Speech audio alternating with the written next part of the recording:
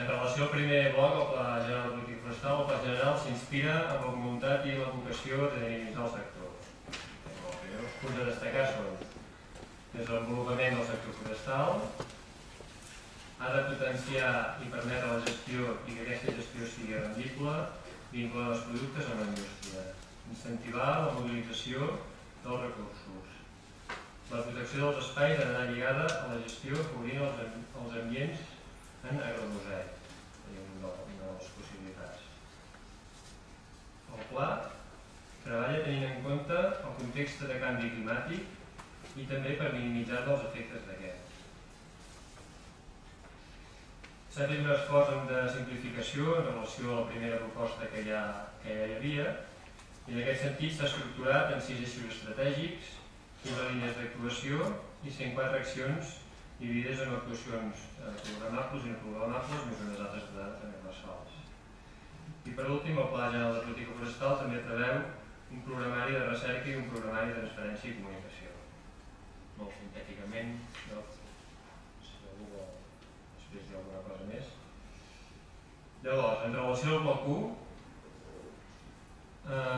cal plantejar i definir un pla de recerca forestal a Catalunya. Em sembla que queda bastant clar en bona part dels ponents. Cal treballar per augmentar la demanda de productes finals que entrin com a matèria primera els productes provinents dels boscos catalans, és a dir, els productes de proximitat, etc. Cal innovar. Una innovació molt dirigida al mercat.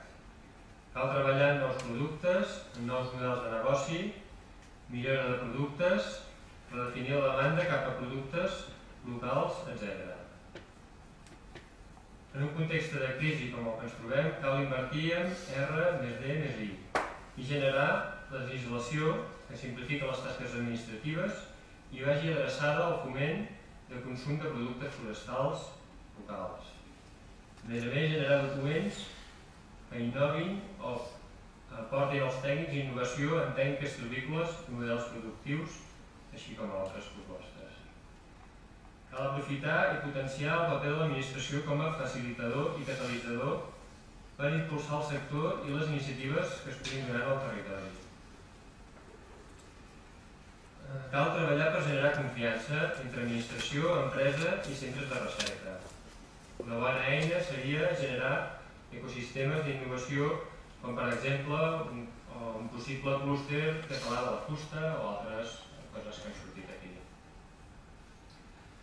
Cal analitzar i adequar els recursos econòmics a les necessitats reals del sector, tot prioritzant a través, per exemple, del Pla de Política Forestal, les línies de treball i l'impacte del sector forestal.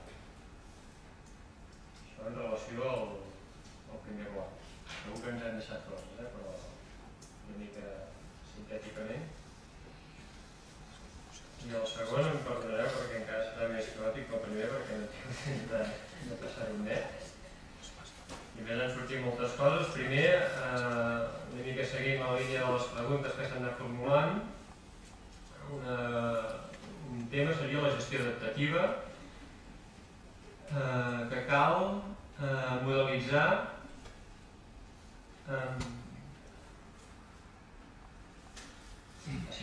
que cal anticipar-se i modelitzar-la en diferents escenaris per poder anticipar una resposta que es pugui donar a mig, curt, mig llarg termini. En relació a la resiliència, que també ha de poder garantir respostes, sobretot respostes en relació als serveis i productes forestals que es donen en cas d'un risc o un context de risc. Que per saber on anem cal saber d'on venim i quin han estat les pertorbacions i impactes. Hi ha tecnologia que pot ajudar i que hem de saber utilitzar-la per poder trobar aquestes respostes i anticipar-les. Que en relació a la gestió forestal i a les tècniques per millorar o afavorir hàbitats i espècies, existeixen ja unes tècniques de gestió i de fet ja s'està fent. Jo penso que és una de les coses que potser al meu entendre són menys novedoses del que s'ha dit avui aquí. Hi ha tècniques que milloren els hàbitats, hi ha tècniques que milloren la biodiversitat i fins i tot hi ha eleccions, no? És a dir, l'elecció de no gestionar un espai, i penso que això, una eina que és bàsica al meu entendre, és la planificació de l'ordenació forestal. En aquest sentit penso que tenim una experiència, això ho afegeixo jo, però desenvolupada i tangible en el territori, que ens dona una mica fe que això és així, que ja s'ha anat integrant tots aquests aspectes amb la gestió i la planificació, o la planificació i la gestió. Que des del punt de vista de la priorització de recursos i del context de crisi en què ens trobem, doncs va haver una integració entre gestió i conservació, i a més això sota el paraigua d'aquesta crisi. I a partir d'aquí s'han proposat una sèrie de prioritzacions. Un primer aspecte seria aplicar una homogeneïtzació en els criteris i anàlisi entre tots els espais protegits, principalment en els parcs, una coordinació entre els actors del territori,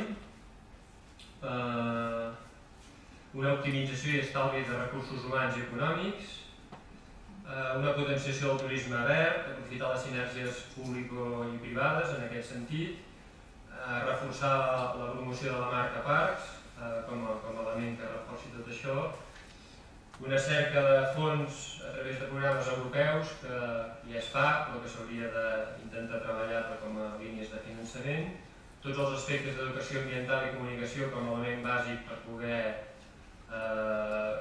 educar la societat i entendre que s'ha de gestionar els espais, i finalment un aspecte de pagament per serveis ambientals que també ha sortit a la primera taula i en aquest cas ha sortit la prova pilot que s'està fent als boscos de Poblet. I finalment jo recolliria una miqueta que cal millorar la coordinació administrativa entre administracions i dins de la pròpia administració, que hi ha d'haver un flux d'informació que sigui al màxim d'eficient i eficaç per això, per millorar l'eficiència administrativa i la coherència administrativa en el territori. Al final, tots els que actuem des de l'administració almenys, tots som administració, també fa que vingui d'un costat com d'un altre.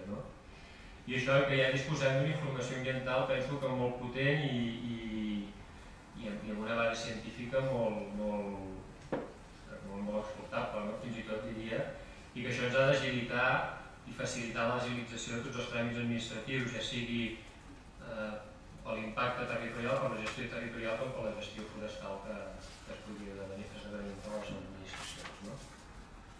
I a grans trets diria que hem mirat de